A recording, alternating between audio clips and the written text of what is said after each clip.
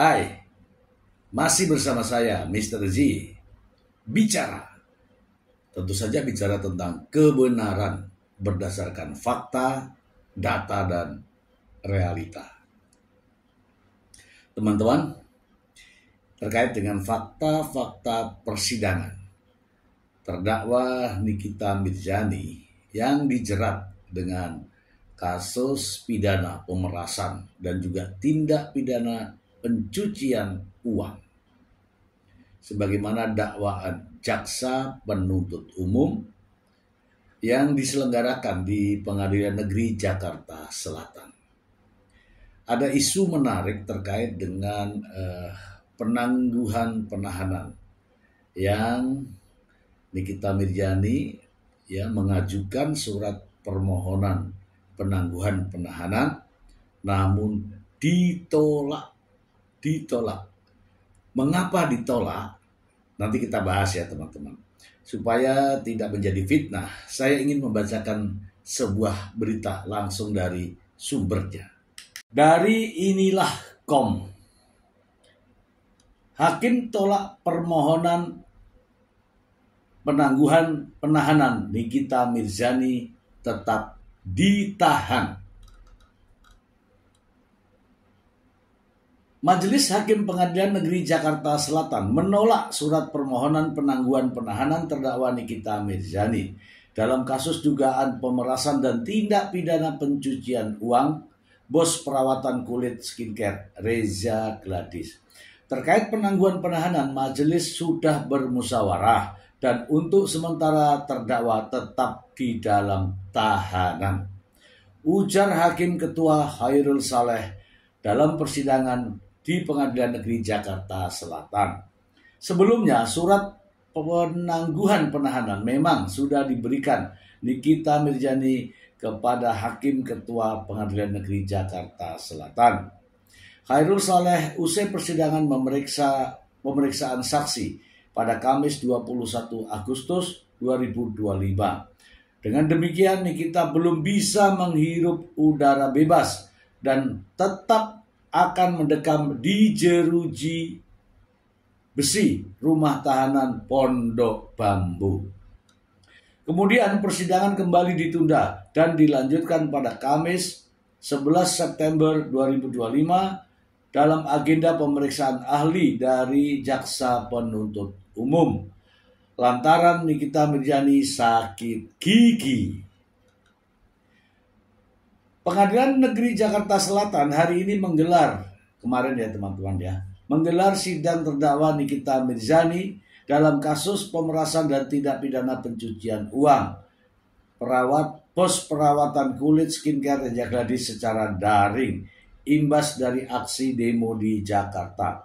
Agenda persidangan tersebut menghadirkan saksi ahli yang diajukan oleh jaksa penuntut umum.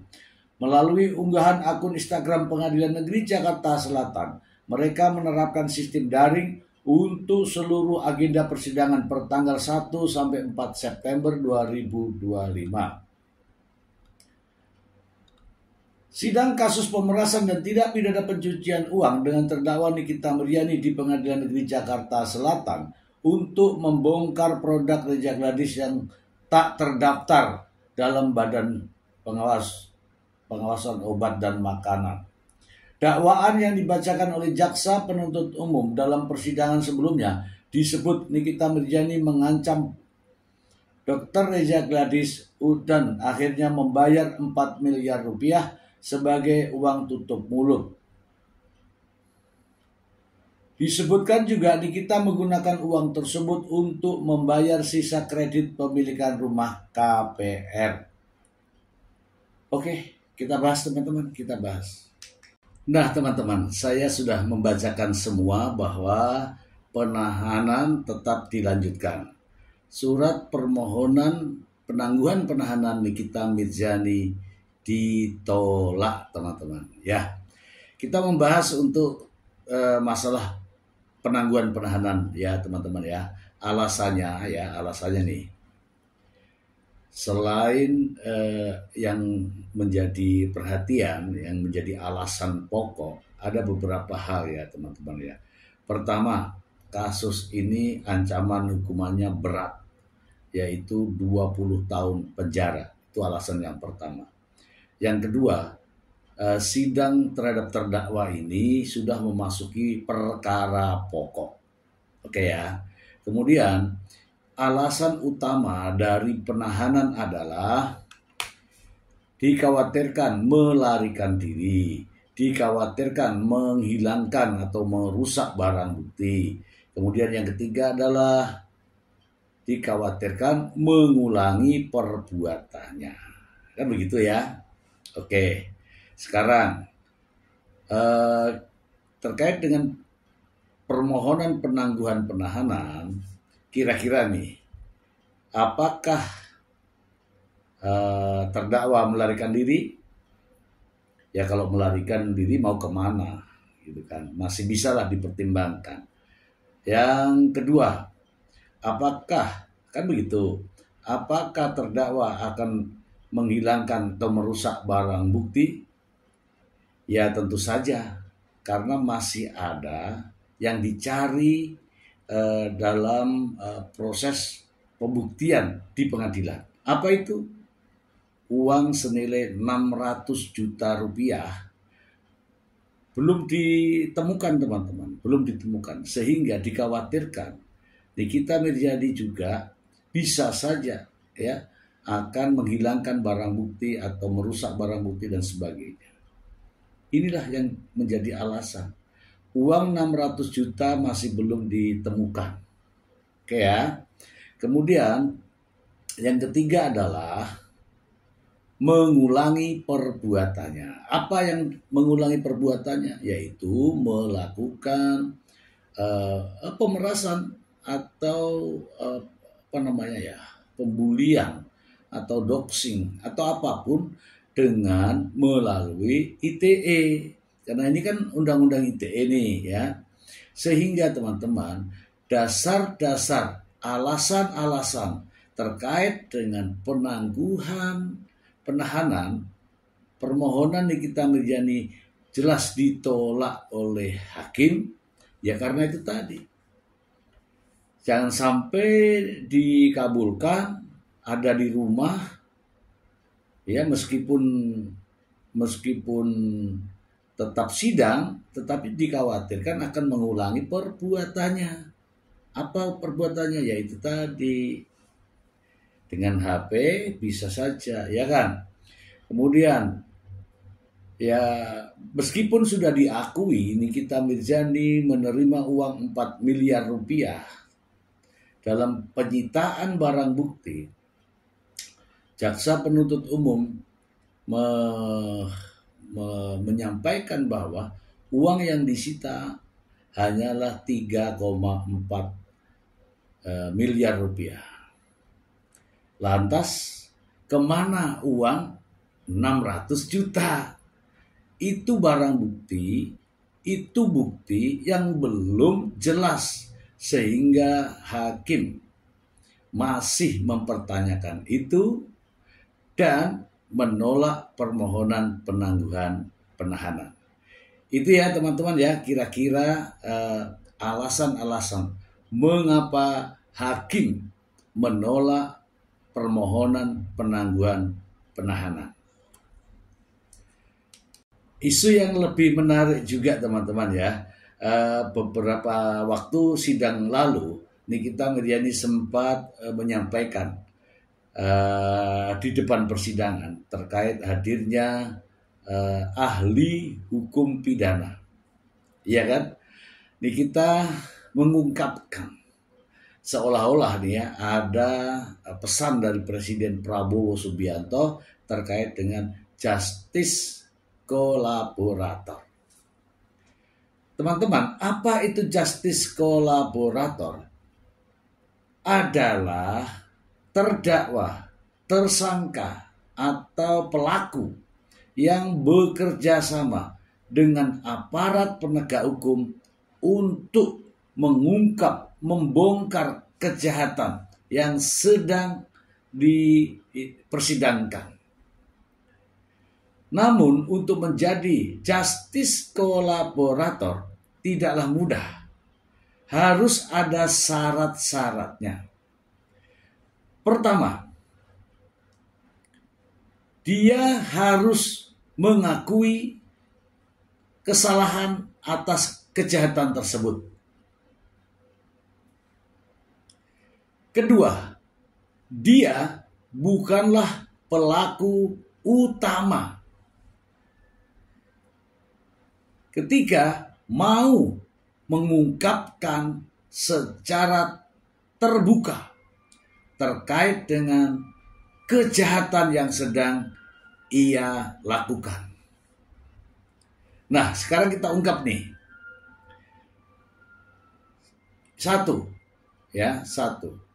Apakah terdakwa Nikita Mirzani sudah mengakui perbuatannya?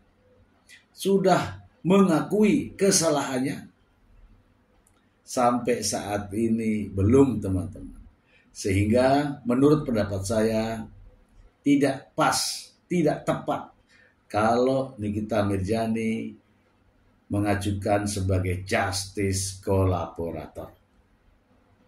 Yang kedua, dia bukanlah pelaku utama. Pelaku dalam kejahatan ini, terdakwanya ada dua. Nikita Mirzani dan Ismail Saputra. Kira-kira siapakah pelaku? Dari keduanya ini, teman-teman, antara Nikita Mirzani dan Ismail Saputra, siapa yang pelaku utama? Syaratnya tadi, terdakwa bukanlah pelaku utama. Nah, dari keduanya ini, siapa kira-kira yang pelaku utama? Kalaulah Nikita Mirzani atau terdakwa Nikita Mirzani mengajukan sebagai justice kolaborator, syaratnya adalah dia bukan pelaku utama. Artinya, siapa pelaku utamanya? Ismail Saputra. Ya kan? Karena Nikita Mirzani yang mengajukan sebagai justice kolaborator. Itu misalnya. Ya karena ini sudah diungkapkan oleh Nikita Mirzani di ruang persidangan. Jadi teman-teman, Anda sudah bisa berpikir ya, siapa pelaku utama di antara keduanya? Apakah Ismail pelaku utama?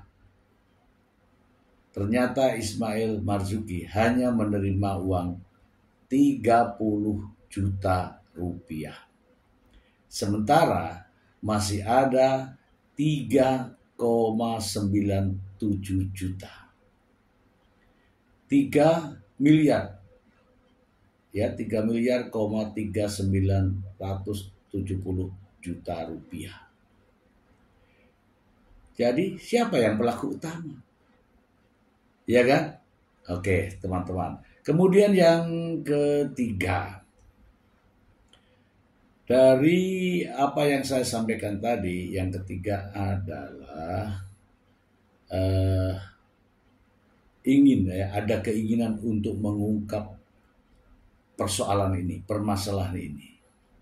Tetapi faktanya dalam persidangan yang berlarut-larut, nampak begitu jelas terdakwa bukanlah orang yang ingin bekerja sama dengan aparat penegak hukum.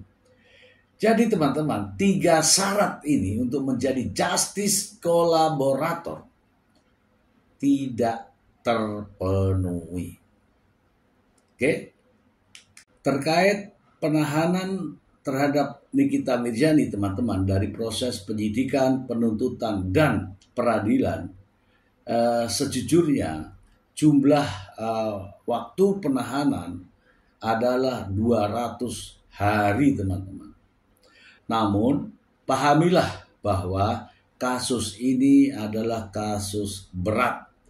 Berat dengan ancaman hukuman maksimal dengan hukuman penjara 20 tahun, teman-teman. Ya, 20 tahun dengan melanggar 3 undang-undang sekaligus. KUHP, Undang-Undang ITE, dan Undang-Undang tentang Tindak pidana pencucian uang.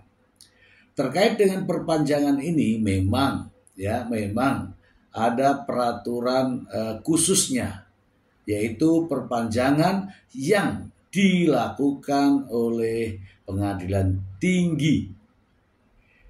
Supaya tidak menjadi fitnah dan menambah kasanah kita semua, saya akan membacakan pasal 29 terkait dengan perpanjangan penahanan. Berikut ini.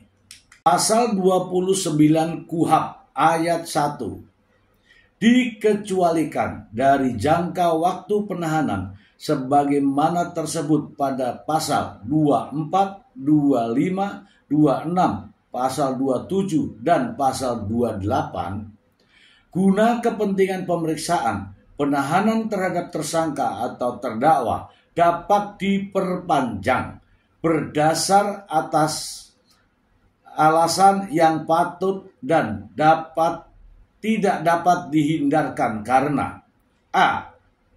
Tersangka atau terdakwa menderita gangguan fisik atau mental yang berat yang dibuktikan dengan surat keterangan dokter. Ini yang penting yang B, teman-teman. Perkara yang sedang diperiksa diancam dengan pidana penjara 9 tahun atau lebih. Nikita Mirzani 20 tahun ancamannya, teman-teman. Ayat 2. Perpanjangan tersebut pada ayat 1 diberikan untuk paling lama 30 hari dan dalam hal penahanan tersebut masih diperlukan dapat diperpanjang lagi untuk paling lama 30 hari. Ayat 3. Perpanjangan penahanan tersebut atas dasar permintaan dan laporan pemeriksaan dalam tingkat a. Penyidikan dan penuntutan diberikan oleh Ketua Pengadilan Negeri. B. Pemeriksaan di Pengadilan Negeri diberikan oleh Ketua Pengadilan Tinggi. C. Pemeriksaan banding diberikan oleh Mahkamah Agung. D. Pemeriksaan kasasi diberikan oleh Ketua Mahkamah Agung. Oke ya teman-teman ya, masih ada ayat 4. Penggunaan wewenang perpanjangan penahanan oleh pejabat tersebut pada ayat 3 dilakukan secara bertahap dan dengan penuh tanggung jawab. Oke teman-teman, itulah mengapa Nikita Mirzani sampai saat ini masih di tahanan dan masih melanjutkan proses persidangan. Belum ada vonis hakim. Teman-teman semua, meskipun di media sosial beredar berbagai macam ya terkait dengan Nikita Mirzani bebas, Nikita Mirzani ditangguhkan, Nikita Mirzani akan dikeluarkan, banyak sekali di berbagai media. Namun percayalah teman-teman ya, proses hukum tetap berjalan sesuai dengan aturan. Tidak ada kriminalisasi, tidak ada.